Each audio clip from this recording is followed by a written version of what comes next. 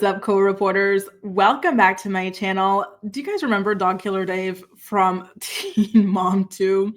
The guy who got Janelle fired from the show? Well, he has since been rehomed by a certain woman who goes by the name of Kenley, who actually looks a lot like Janelle. And Kenley decided that she wanted to brag about her man over on the gram.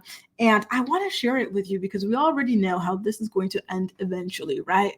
So I just want to have this kind of be like memorialized before we get to say we told you so when it comes to her and this mess of a man. So I did grab some screenshots about what it is that she had to say about him, the way their relationship is going and everything like that. So let's go ahead and get a little bit of a behind the scenes look of all of the information that Kenley exposed about Dog Killer Dave.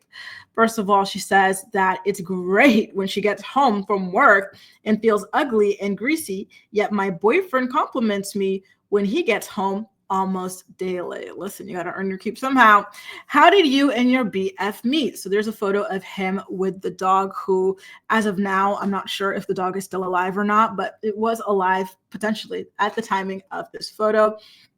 She said him and his friend were walking into the local small town bar, and his friend came up and asked about my misspelled tat, and then he did too, and we played pool. And then there was a very bizarre question that asked, how often do y'all have sex? To which Kenley responded, celibate. What a crazy question. Listen, girl, I would answer the same way. Next, she posted a photo of what appears to be her dog pooping with a question that asks, how do you deal with the drama surrounding David and his ex? She says, I wasn't there to speak on events between them, so I have no say.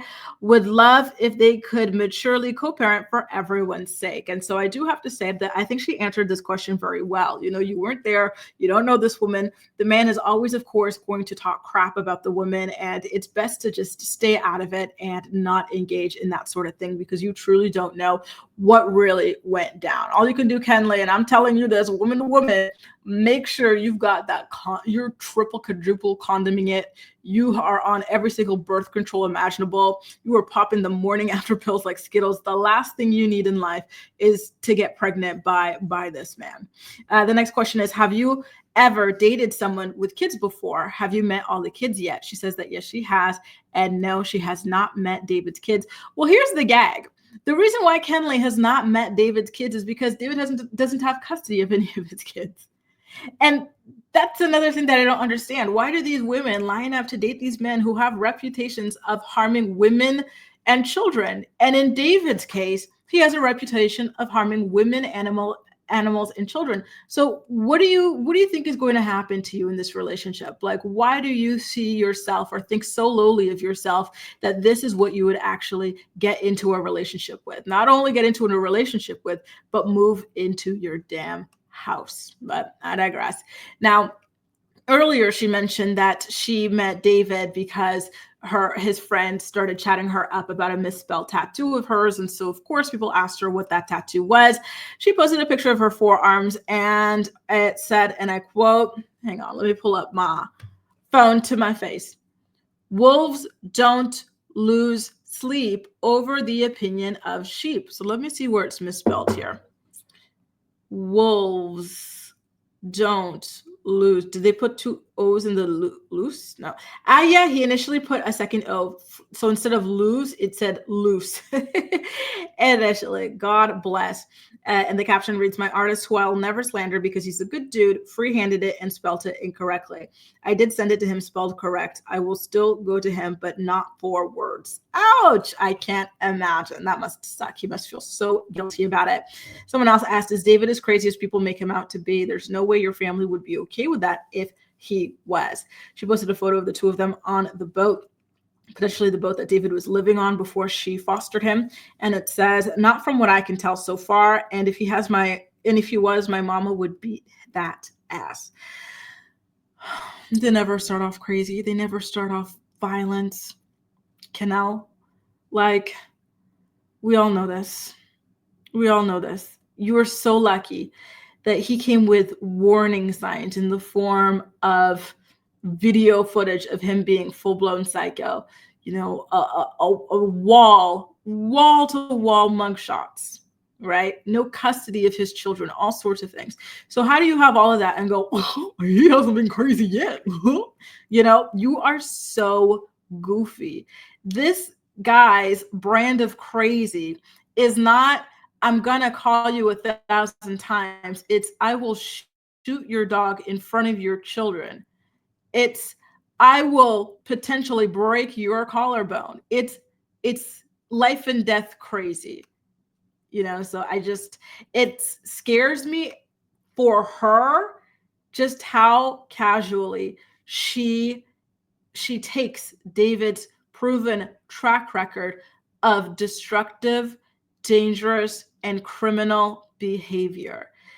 Like, when it gets bad with this guy, it gets bad, potentially so bad that you might not even wake up one day. So just her being like, ha ha ha, like, not yet. And if he was, my mom would beat his ass. Are you kidding me? The man is 6 foot something, right? And your mom, I'm assuming she's an older lady. You really think that your older lady mother is going to beat the behind of this 6 foot something guy, like, you know, in his 30s? No. I'm sure another man could beat him up. That's why he only goes after women, children, and animals. But your mom wouldn't be able to unless she's packing heat. Anyway, someone asked her what her favorite thing about David was. She said, hard to name one thing. Well, yeah, I'm not surprised. I can't even name one thing I like about him. But, oh, I guess she meant it in a different way. For her, apparently, there are multiple things to like about David Eason. She says he's an encyclopedia. Okay. He's a hard believer in things. Hardworking when he sets his mind to something to be done, as evidenced by his lack of employment throughout his adult life. He notices the small things that wouldn't matter to most. Are you serious? If he really did, he would be in his children's lives, right? So what is he noticing? I guess you got a lot of time to notice things when you don't have your children to be out here raising. You're too busy impressing your latest foster mom. He is vocal or foster girlfriend. He is vocal and speaks his mind. He owns up to things, except why he lost custody of his children. And he loves wholeheartedly, unless you are his child, right? Or a dog. Is David working a real job? She says, yes, but the Hatters ruined things, so we do not disclose. Listen, I would love to see proof of that. When you met that man, he was living on a boat because he didn't want to work. And it wasn't a houseboat, because some people live on houseboats, and houseboats can be wonderful, but he wasn't living like that, okay? And on top of that, the man has gone into court. A judge has asked him to work so he can provide for his children. And he has said that he does not want to work because he's got vitiligo. And working would not be possible due to this vitiligo. Like, girl, you're going to learn the hard way. I had to go ahead and immortalize this nonsense that she was sharing online, because we all know it is going to come back and bite her in the butt one day. I really hope it's not in the way that you can imagine. You know, I hope that if it goes bad, it's just let's leave each other. Maybe I'll spray paint or slash your tires and that's it, maximum. But with David Eason's track record of extremely violent, dangerous, and at times even deadly, if you're a dog, behavior, it could be worse. Good luck to you, Canal. Good luck. You're going to need it. And I'm shocked that but you know what? I'm actually not shocked, because listen, the parents aren't chronically online like us. So listen, I'm saddened that this is what you've chosen for your life. But at the end of the day, it's your life, not mine. Thank God.